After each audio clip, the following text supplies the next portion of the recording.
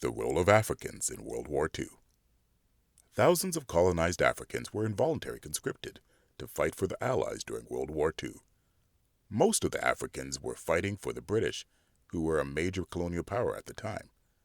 Most of the Africans recruited by the British came from British East Africa, British Somaliland, British West Africa, Northern Rhodesia, Nyasaland, South Africa, Southern Rhodesia, and Sudan.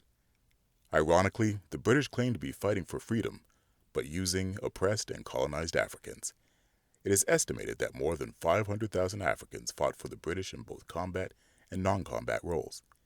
In addition, close to 170,000 West Africans were recruited to fight against Mussolini in Ethiopia and against the Japanese in Burma.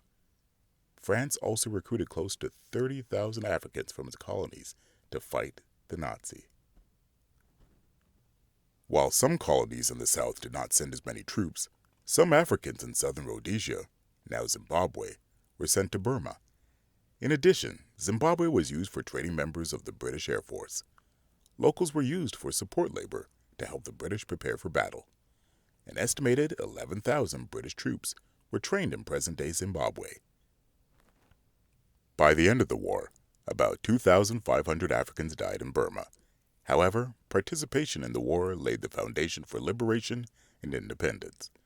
At one of the first United Nations meetings in 1945, Africans participated in a Pan-African conference, at which they made the following demands.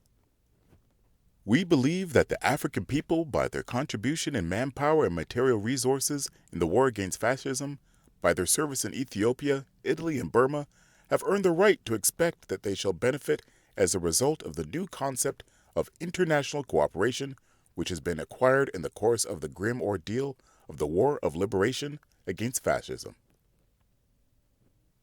Africans who returned from Europe after World War II brought with them the ideals of freedom for which they had fought. This led to the early roots of the struggle for independence in many African countries.